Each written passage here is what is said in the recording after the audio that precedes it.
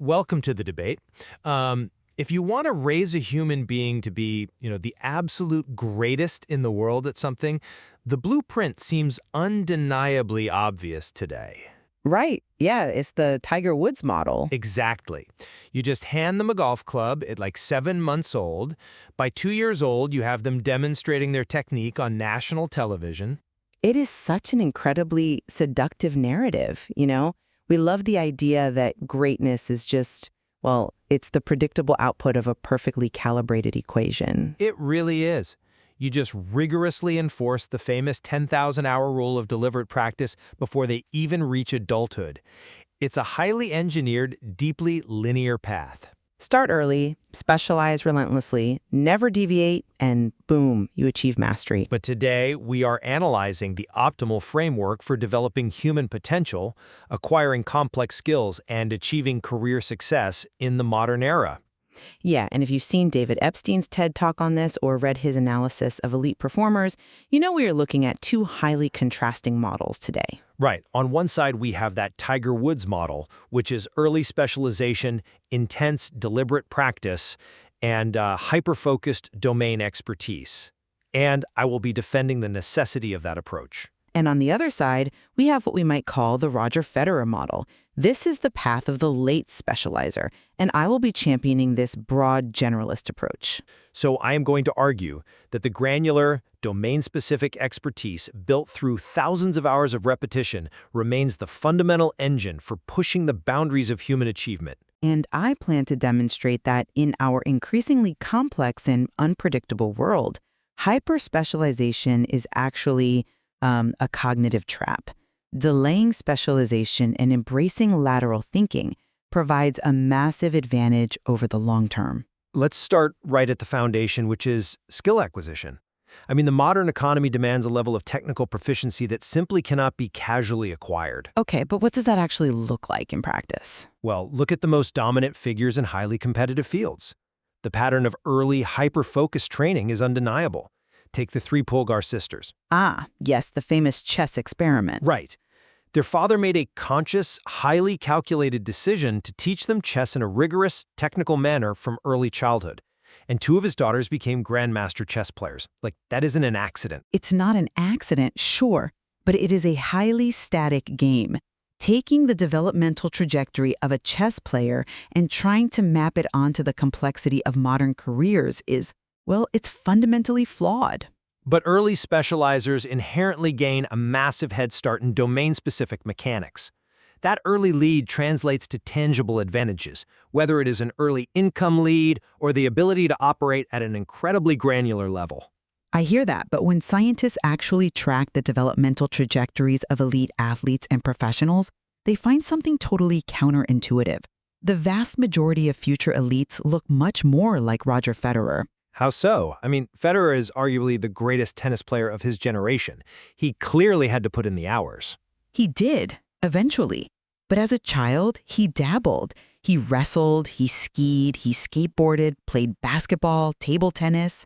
So he was just a normal kid? Exactly.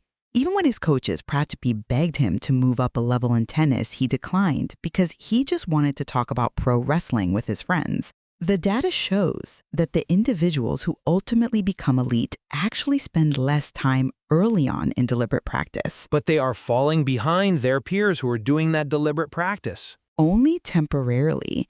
They go through a sampling period. They try a wide variety of activities, they gain broad, generalized physical and cognitive models, and crucially, they learn about their own natural aptitudes. Well, I come at it from a different way.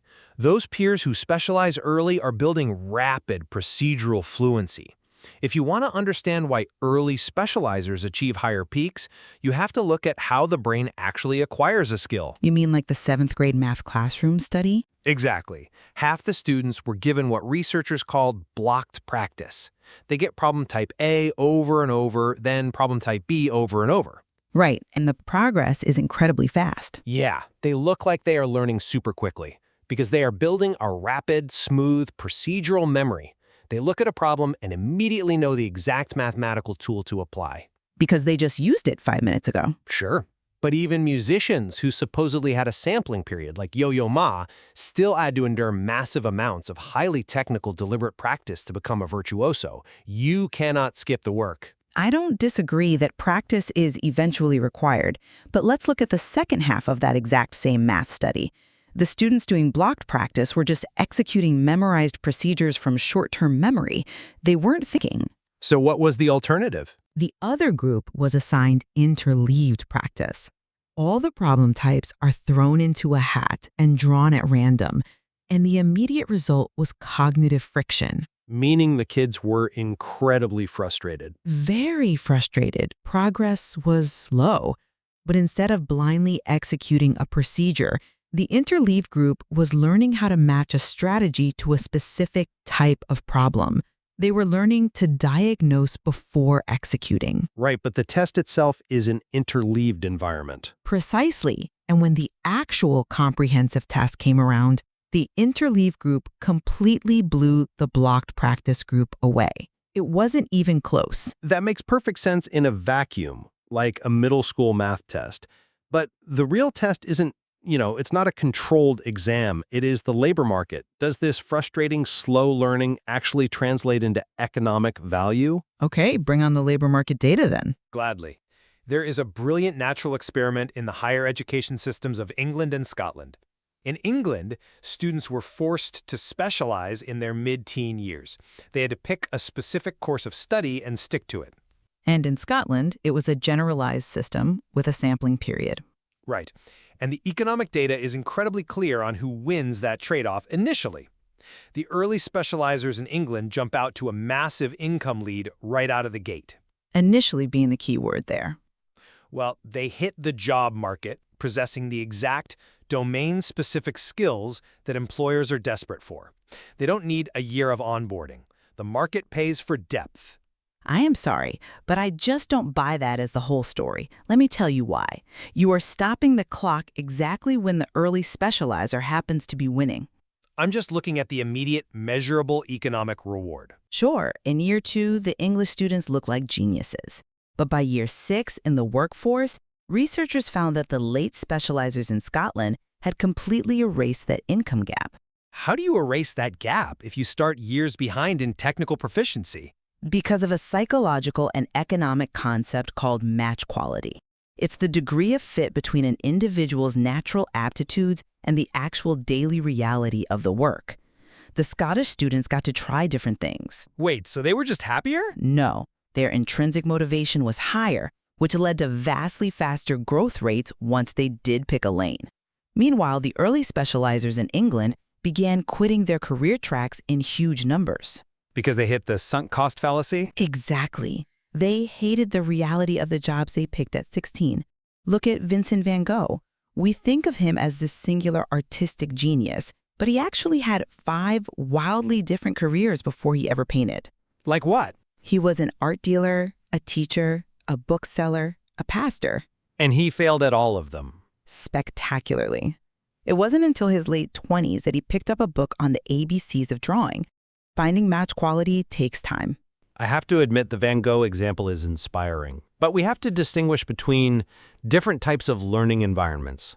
The psychologist Robin Hogarth categorized these into kind and wicked learning environments. Right. Kind environments being things like golf and chess. Yes, the rules are clear, the goals are defined, and feedback is immediate and accurate. And frankly, many critical domains in modern society are kind environments. Accounting, aerospace engineering, surgical procedures. Okay, I'll grant you surgery. Thank you. If I need a highly complex brain aneurysm repaired, I do not want a surgeon who spent their 20s dabbling in poetry.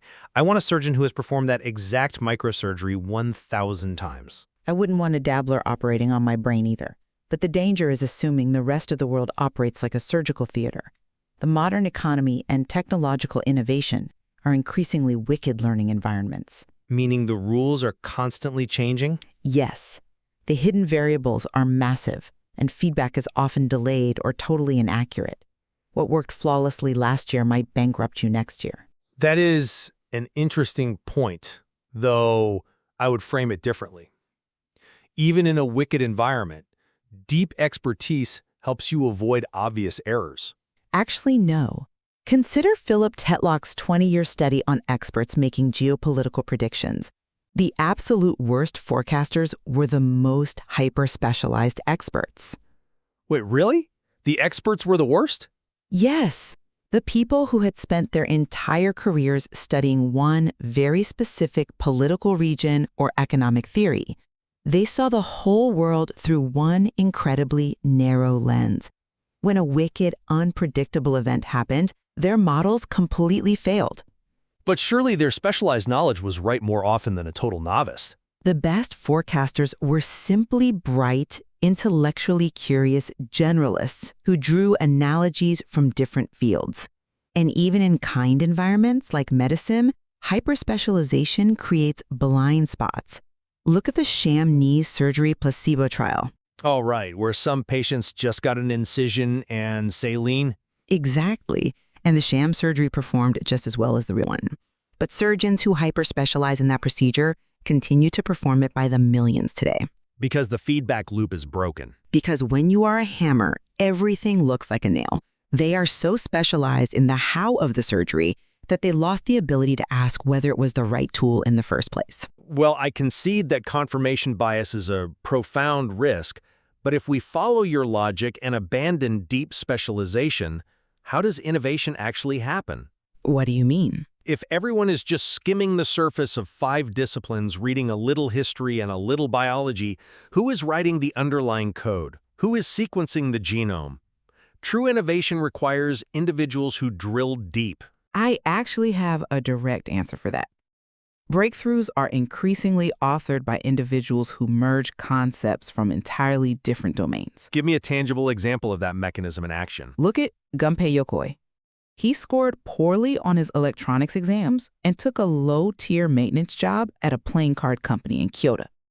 He couldn't invent cutting-edge components. So what did he do? He used lateral thinking with withered technology. He took cheap, well-understood LCD screens from calculators, combined them with buttons from his playing card company, and invented the modern handheld video game. Oh, wow. He turned a playing card company into Nintendo. Precisely. His masterpiece was the Game Boy. From a specialist perspective, it was a technological joke compared to Sega and Atari. But he had a broad view of human behavior and blew the specialists away. That is a phenomenal example, but let me push back firmly here. Yokoi's philosophy completely ignores the ecosystem of knowledge. Freeman Dyson described the intellectual world as being populated by birds and frogs. I really do love this analogy. Let's talk about the frogs. They are down in the mud, intimately engaged with the granular details. They see these specific chemical reactions, the exact mathematical proofs. Sure, they do the dirty work. Without the frogs generating that specialized data, the generalist birds flying overhead would have absolutely nothing to integrate. Yokoi could only use withered technology because hyper-specialized frogs spent decades inventing the LCD screen. I completely agree that the frogs are essential. Dyson himself said we fundamentally require both.